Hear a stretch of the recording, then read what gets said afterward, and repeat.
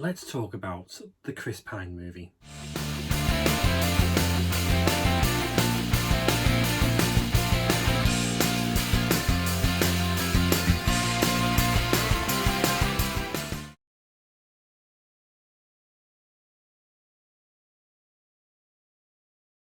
Just recently here in the UK and Europe, it was Disney Day 2022, and one of the big main events for Disney Day was Pinocchio.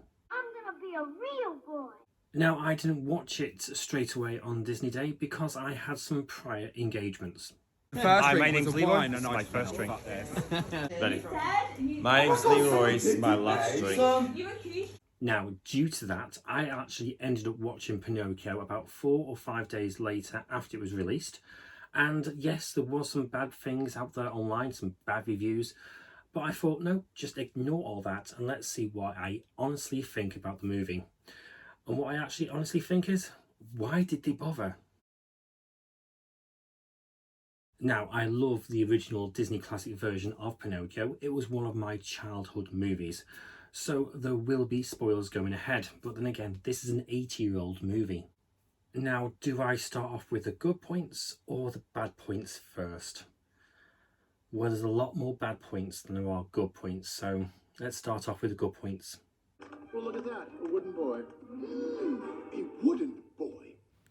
Now, you know me, I've got to start off with the Disney villains.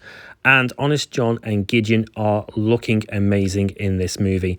Now, I love him in the Disney classic, and I'm loving him here. Can't fault him. Let's talk about Stromboli.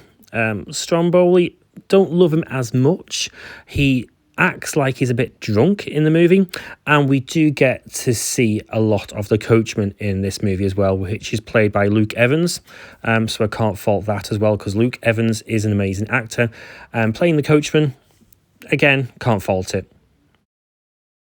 Now, one thing I did read up on and hear on the internet that was bad is Geppetto's clocks, the fact that they're all Disney properties. Now, I'd love Disney breaking the fourth wall and having Disney clocks like those Woody. We see Roger Rabbit, we see Donald Duck. I love the fact we actually see Sleeping Beauty prick her finger and faint.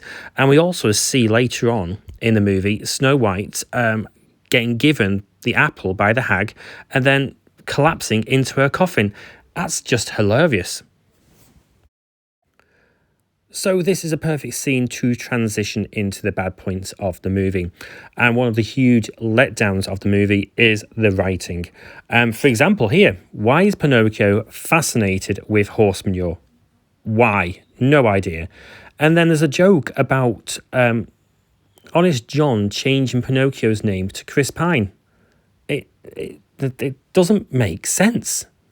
Now let's talk about the things that just don't make sense in this movie and you think, they're ruining the Disney classic. First of all, the Blue Fairy. Now, I'm not bothered that they've actually changed the Blue Fairy. The one thing that I am bothered about is, why is she dumb in this movie? She first appears and actually then questions Pinocchio, oh, you're not a real boy, and then blames Geppetto for making his wish a bit, confusing. This didn't need to be explained. Basically, he's a wooden puppet and Pinocchio has to earn that right to become a real boy. That's not explained in this movie. She's basically blaming Geppetto for Pinocchio not being a real boy. And you think, what? Why? And then she speaks in rhyme, and even Jiminy Cricket looks at the camera and goes, "Then light from a star gave life to a..." Another thing that doesn't make sense about this scene is Geppetto leaves the window open, right? Okay, Blue Fairy comes in. Okay, she's speaking to Pinocchio and Jiminy Cricket. And she even sings a really forgettable version of When You Wish Upon a Star. But Geppetto doesn't hear that. She then flies out the window and basically closes the window behind her. So the clasp actually shuts and locks in place, and that wakes Geppetto up. Now, couldn't she just fly out the window and leave the window open? and let the original scene happen, where basically it's Pinocchio that wakes up Geppetto when he falls over trying to walk. It's infuriating that basically, okay, yeah, she's singing, it's magic, but she can't leave the window open. Again, it didn't make sense to me. And while I'm speaking about music and songs, why have they got rid of such timeless classics like Give a Little Whistle and replaced by forgettable songs? It's unforgivable. Now, this version of Pinocchio is longer than its Disney classic counterpart, but it still feels rushed. Now, this is the only time we see the Blue Fairy on our screens. The scene where basically the Blue Fairy rescues Pinocchio from Stromboli and the cage, that's been axed, gone.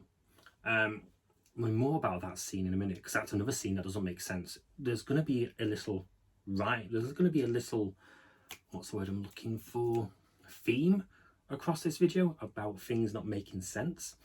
So yeah, this is the only time we see the Blue Fairy. Now, another critical scene that's gone is Honest John and Gideon talking to the coachman, and then Honest John and Gideon taking him, Pinocchio, to the coachman. Why have those critical scenes been axed? It doesn't, the story doesn't flow as well as it does in the Disney classic version. Now let's talk about the actual scene where the Blue Fairy has been cut from, and this is where Pinocchio is locked in a cage by Stromboli, and the key is on the other side of the room. So this is the point where we now find out that every single time that Pinocchio tells a lie, his nose goes longer. And in the classic, the Blue Fairy comes down and tells him the error of his ways and not to do it again. But in this version, no. Pinocchio tells lies on purpose so he can actually reach the key and get out himself. And then when he actually realises, no, I shouldn't tell lies, everything's back to normal again. What is wrong with the classic scene? Right here, boys, right here. Get your cake, pie, new pickles, and ice cream. Eat all you can. Be a glutton. Stuff yourselves. It's all free, boys. It's all free. Okay, like I said before, basically another scene that's been axed is where Gideon and Honest John take Pinocchio to see the coachman. No, that's been axed, like I said, and basically Pinocchio just stumbles across the coachman, basically just walks down an alleyway, and he gets snapped up by the coachman. Kidnapped. Right, so he gets kidnapped to go to Pleasure Island. Why then does Pleasure Island... it's so infuriating, it really is. So Pinocchio gets kidnapped, right? Basically, in the original movie, Pinocchio chose to go there and chose to do the bad things that make him turn into the donkey. Here, though, what is Pinocchio doing wrong that makes him turn into the donkey? First of all, he's on this water ride and he's watching all the naughty school boys and girls, because it's not just for boys this time, it's for girls as well. They're all doing the bad stuff, like breaking clocks, smashing things up, and they change into the donkeys, right? Pinocchio, all the way through this boat ride, looks disgusted that basically these things are happening, and he chooses not to do them. The only thing that Pinocchio does wrong here is drink a soft drink.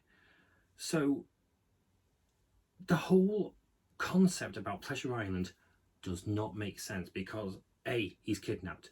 The only thing he's doing wrong is basically drinking a soft drink, and that makes him change. Here we go, classic example. Does it look like Pinocchio wants to get involved with all this that's going on? No, he looks uncomfortable. I said I'd airlift you, not him. I can't carry a heavy block of wood. This movie.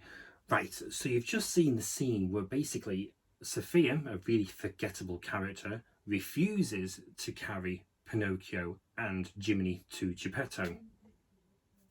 Oh, but he's all right actually pulling him, though, against the tide. Now, another example of why I think this movie is rushed is the whole Pinocchio finding Geppetto scene. In the classic, basically, we learn that Geppetto has been swallowed by Monstro.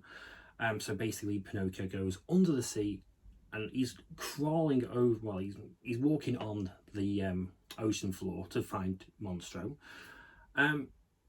But in this version, it's coincidence. Basically, in the whole wide ocean, Sophia actually takes Pinocchio straight to Geppetto, and then Monstro just happens to be in the area and swallows everybody up. So unfortunately, Pinocchio, Geppetto, along with Cleo and Figaro, have all been swallowed up by Monstro. But within 5 minutes, we're back out again and back onto the most ridiculous chase scene ever. Yes, this is the point of the movie where Pinocchio gets transformed into a speedboat engine. Look at that speedboat go because of Pinocchio. Ridiculous. And in one shot, we've actually got Monstro hot on their tail and the cave, here we go, miles away. Oh my God, Monstro is going to catch him. And what have they done to Monstro? They've given him everything. Why couldn't he just simply be a whale? Oh look, the cave is miles away still. Monstro now further back. Oh look, he's going to catch him. No, he'll just jump. Oh no, he's now suddenly gone further back. And we've mysteriously gone closer to the cave. Now let's play a game. Questions that could be asked while watching a classic Disney movie, but were never asked. So, for example, did anybody ever wonder why Geppetto was making Pinocchio? I certainly didn't. But don't worry, Disney is answering that question. That's because his wife and son have been killed or died. What ever happened to the villains of the movie, like Honest John or Gideon? No, we don't hear about them, or the coachman, but for some strange reason we find out that Stromboli has been arrested. Now I'm asking a question now, why is he being arrested? And don't get me started about the ending of the movie. It just suddenly ends, this movie, and it's a blink and you miss it kind of moment.